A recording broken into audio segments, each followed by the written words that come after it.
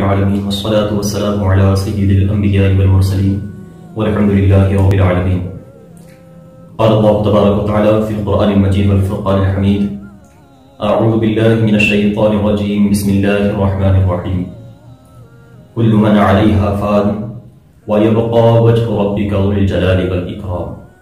सदक़ल्लाहुल मौलाना अज़ीम व बल्लगना अला रसूलिहिन नबिय्युल अमीनुल मतीनुल करीम व नहनु अला ज़ालिका लमिनश शाहिदीन वश्शाकिरीन वल्हम्दुलिल्लाहि रब्बिल आलमीन।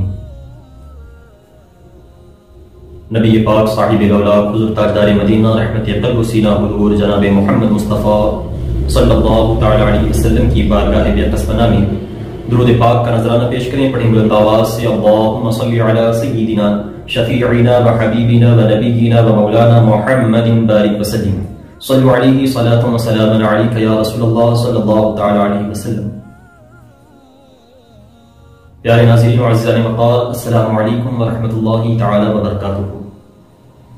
बिफ़ज़्लिही ताला एक मरतबा और आपके सामने हाजिर होने का मौका मिला। अल्लाह ताला हमारी इस हाजिरी को अपनी बारगाह में कबूल व मकबूल अता फरमाए और हम तमाम को हक बोलने, हक सुनने, हक समझने और हक पर अमल करने की तौफीक अता फरमाए। आमीन या रब्बल आलमीन।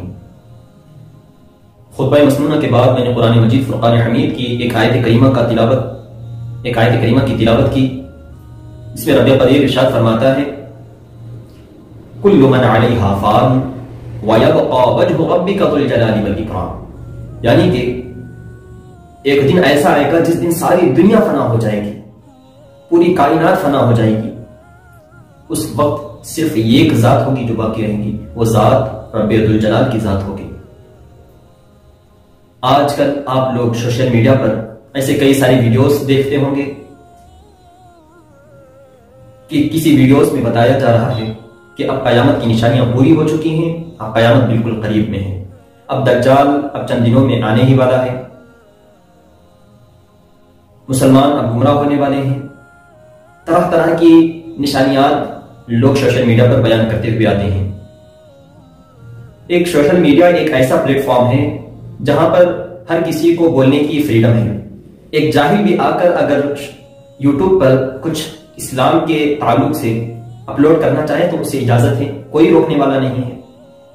और हमारे मुसलमान सादा लोग, मुसलमान भाई इतने कम अक्ल हो चुके हैं, इतने बेवकूफ हो चुके हैं, जिस जाने नहीं पहचाने नहीं कि ये बोलने वाला कौन है। क्या ये शरीयत की रोशनी में बोल रहा है, क्या शरीयत के डायरेक्शन में बोल रहा है, या कुरान और हदीस से बोल रहा है। ये सब बगैर जाने बगैर सिर्फ उसकी बातों पर ध्यान देते हैं और उसकी बातों को मानते हुए दिमाग में अपना एक वायरस भरते हुए नजर आते हैं। इससे हम तमाम को बचना चाहिए।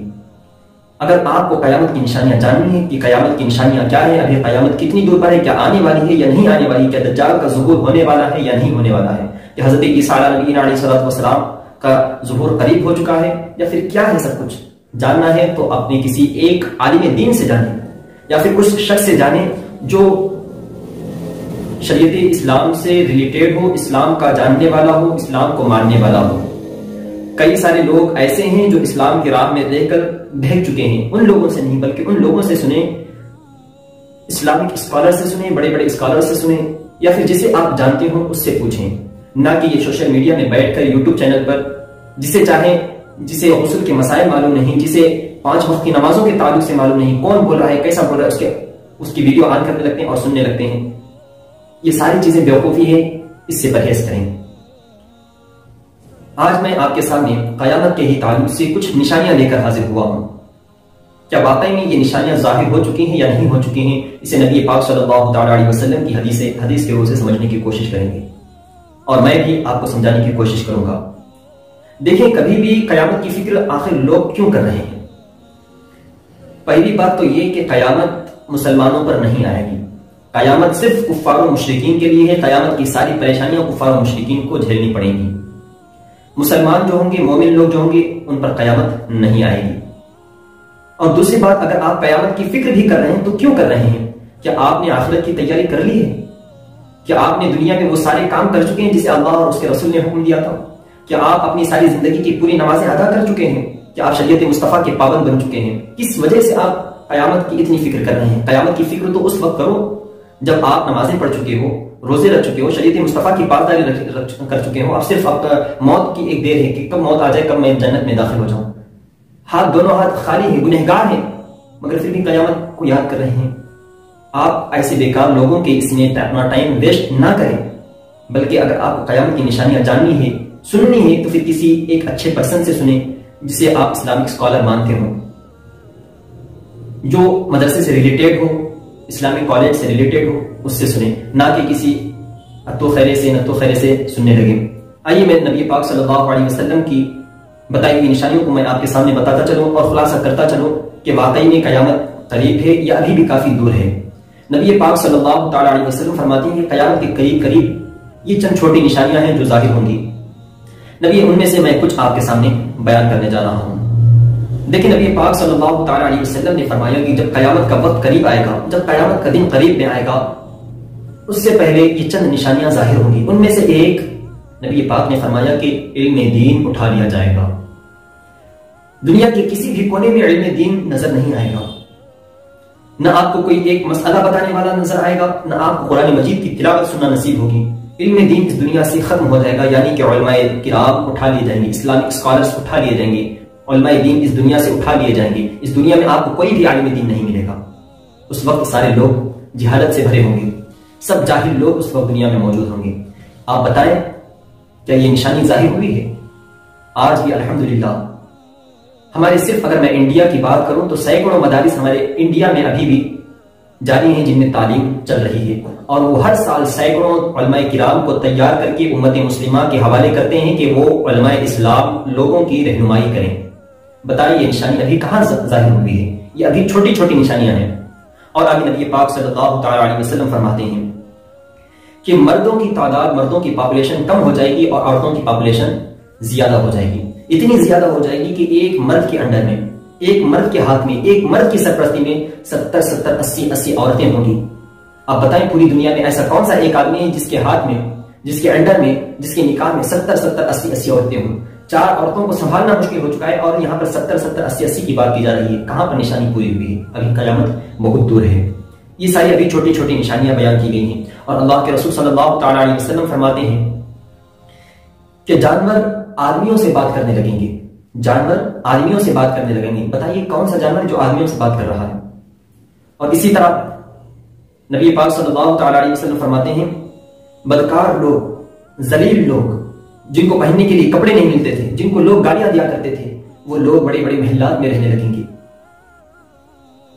और अल्लाह के रसूल सल्लल्लाहु अलैहि वसल्लम फरमाते हैं कि माल की कसरत होगी, मालो दौलत की कसरत होगी, यहां तक कि लोग अपने मालो दौलत को सर पर उठाकर गुरबा को ढूंढेंगे, लोगों को ढूंढेंगे, किसको हाजत है जिसको हम ये माल दे दें।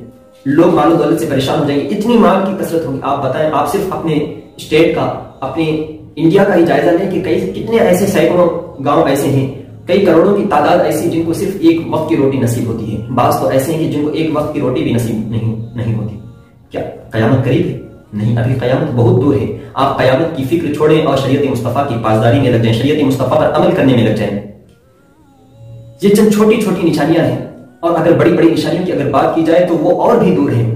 यानी कि दज्जाल का आना, ये जब छोटी छोटी निशानियां पूरी हो जाएंगी ना, अभी मैं ये बहुत चंद गिनाया हूं, अगर मैं सुनाने लगूं तो आधा 1 घंटा हो जाएगा कि पूरी निशानियां खत्म नहीं हो पाएंगी, बयान नहीं की जा सकती। लेकिन ये छोटी छोटी निशानियां भी अभी बाकी हैं, जो अभी भी काफी दूर लॉन्ग टाइम में है। अभी ये पूरी होने वाली नहीं है, आपकी नस्लें खत्म हो जाएगी, अभी कयामत नहीं आने वाली है। बहरहाल, और एक दूसरी बात, एक मसाला जहन में रखें कि कयामत का इनकार करने वाला काफिर है।